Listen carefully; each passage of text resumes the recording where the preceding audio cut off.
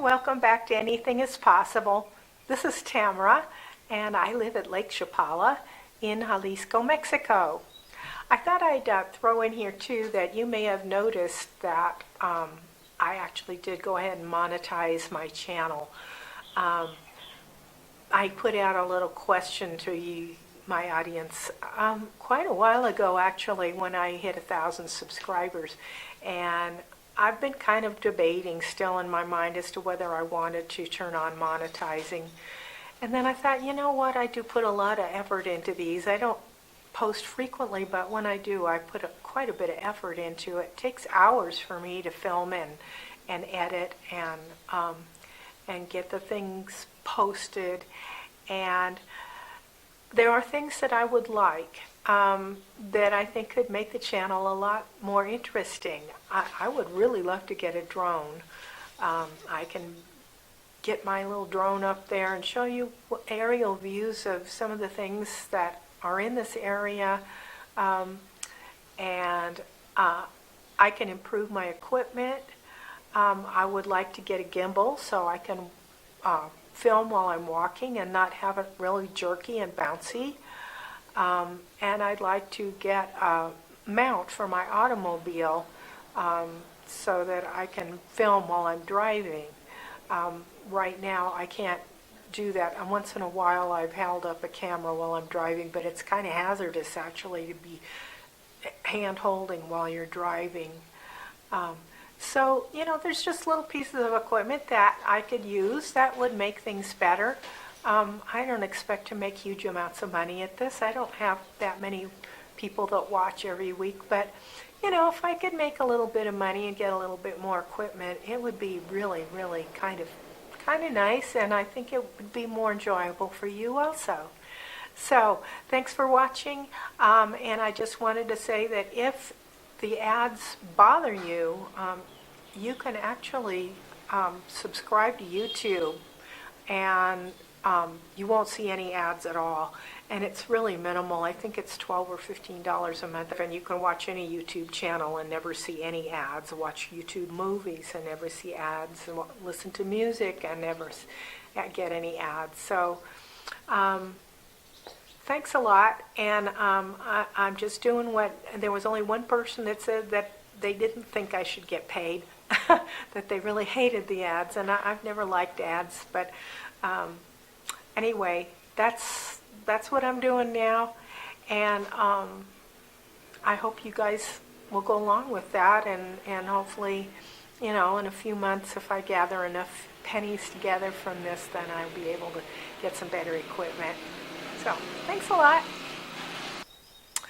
Today I wanted to talk a little bit about walking and perambulating in general, getting around on the streets around this area. I live in San Antonio, Tlayacapan. I frequently go to both Chapala and Ajijic.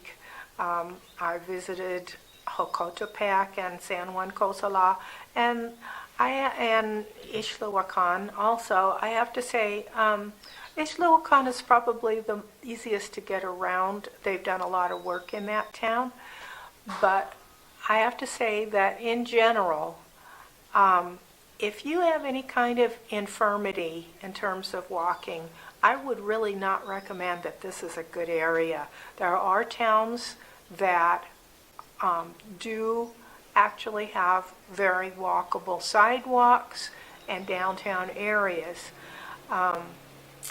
Actually, I guess Guadalajara, and I've heard that Puebla, probably the larger cities, have put more money into actually creating walkable sidewalks that are for people to get around and go shopping. But quite honestly, in the Lake Chapala area, the sidewalks are either non-existent, there's a lot of stepping up and stepping down, often almost knee height, and driveways come along and they are just sloped surfaces, so you're walking along a level sidewalk and then all of a sudden there's a sloping driveway. So you may have a few feet that are level, and then all of a sudden the sidewalk either stops or there's a sloped driveway. And I actually slipped not too long ago on a sloped driveway that had some sand on it, and my foot slipped. If you're walking on the cobblestones, usually you're walking out in the lane of traffic, so you have to be constantly alert for traffic. The cobblestones are round, and they're often missing any kind of sand or dirt in between them. So sometimes they come loose and they'll pop up out of the ground, and they'll just be sitting on top of the rest of the cobblestones, just ready to trip you. So there's just a lot of walking hazards. One section of sidewalk near me that I walk with my dog is only about 12 or 15 inches wide. It's just almost like walking on a curb, and it just goes along for a stretch of maybe 2 houses, and then it stops, and there's a sloped driveway, and then it just completely ends, and there's just dirt. And there's just constant, it's kind of famous actually in a lot of Mexico that, there's a lot of stepping up and stepping down. I have to say my legs have gotten a lot stronger, and my balance has gotten a lot better, just out of necessity. It's just like you have to catch yourself from tripping and falling on a constant basis. When you're walking, you always have to watch your feet. I recommend wearing nothing but sturdy shoes. Good running shoes or hiking shoes are a really good thing to wear. Heels are completely out. Although I have seen some Mexican women wearing heels, but they're practiced at it, and I can just see getting a heel caught down between the cobblestones and your shoe coming off and you falling splat on the ground. I definitely wouldn't recommend it to anybody in a senior age group. I went to a kind of an initiation class when I first came down here 14 years ago, given by a wonderful lady named Judy King, and she still lives here. She's in the city of Chapala, but she has long ago stopped giving the classes. But I remember one of her hard and fast rules for everybody across the board is you can walk, you can talk, or you can gawk. Meaning, if you're walking, don't talk. And if you're gawking, don't walk. Stop and look at whatever you're looking at. You can stop and you can talk to somebody about what you're looking at, but don't try and talk and walk or look around. Keep your eyes down on the pavement at all times, because I can tell you there will be a drop off in the curb. There will be a loose cobblestone sitting there waiting to catch your foot. I see Mexicans tripping, but let me tell you, they've lived here their whole life, and they just automatically go into a kind of balancing act, whoop, and they keep going. And I'm getting better at that, but let me tell you, it's it's a constant thing. So when I'm walking, I just watch my feet always, and try and keep upright. I mean, I see an awful lot of gringos, and they're just hunched over completely, staring at the ground, which isn't really good for you either. It's bad for your back and your posture. So try and stay upright, but keep your eyes down on the ground. And if you have to stop to look each way for traffic, stop. Don't keep walking and look. It's a whole new set of rules. The other thing is you should probably get in the habit of lifting your toe rather than, a lot of times I would just be walking before, almost shuffling, with your toe kind of level or down. You can't do that here because it'll get caught on something.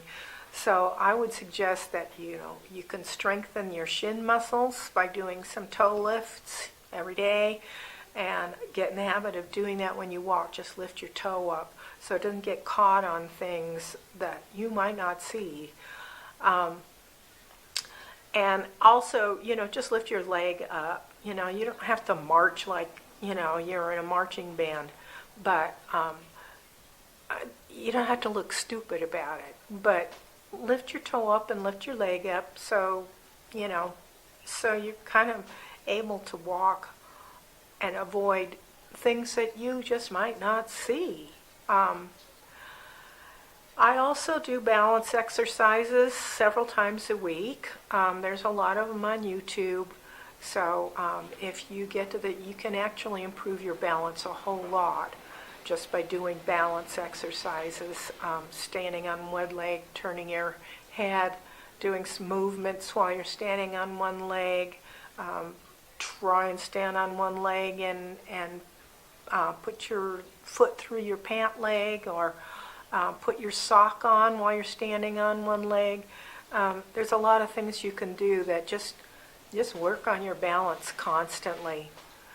So I did fall one time pretty badly, just about a year ago, and my shoulder is still bad. I tore my rotator cuff, but I wasn't walking. I was in my living room, and I have a video on that where I got my foot caught in a blanket that was on my couch, and it caught my foot, and I tumbled down and landed on the tile floor in my living room, and really did a job on my shoulder. But while I was there at the hospital, I saw quite a lot of gringos coming out of the urgent care that had, you know, bandaged up from, you know, skinned elbows and sprained ankles, and you name it. There is just a constant stream of gringos going in there, I'm sure, from falling and tripping and just really not seeing where they're going or not being careful. I would say at least in almost all areas, a wheelchair is just simply not doable here. So if you have a wheelchair, you probably just need to stay in a care home and not plan on going out anywhere. Maybe if you have somebody to actually take you someplace and get the wheelchair out and just go right into a restaurant or something, that probably will work, but you would not be able to roll your wheelchair down the street, especially not by yourself. I do see Mexican families with elderly people, and of course, again, they all are very used to walking here, but the elderly people walk with canes, with walkers. I never see wheelchairs on the street in my area in San Antonio, but they usually have a son or daughter with them to keep them steady and walking slowly and watching their feet, and just to get out and get some exercise.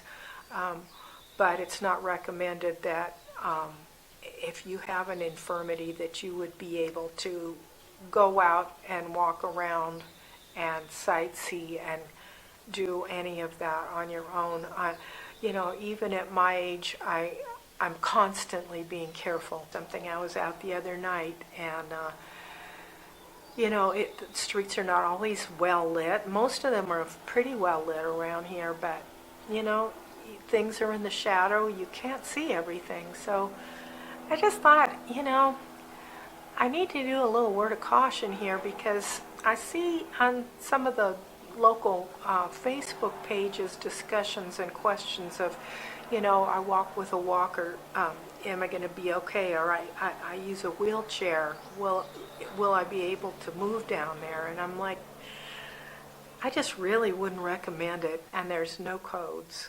There's stairs and steps that have no handrails, nothing to catch you. So I have knee problems, and so I never know when I'm going to be going downstairs, and a pang of pain will hit me under my kneecap, and I just won't be able to keep my weight on that leg. So I think most people in my age group kind of can sympathize, at least to some extent. There's people that are, you know, sure-footed all the way up until their 90s, you know, but by and large, I would say there's a lot of us. have had injuries and have a history of problems, and it is challenging, even for those of us who are in pretty good shape and exercise daily and all of that. So let me take you out and then show you some examples of what the street looks like, what the sidewalks look like.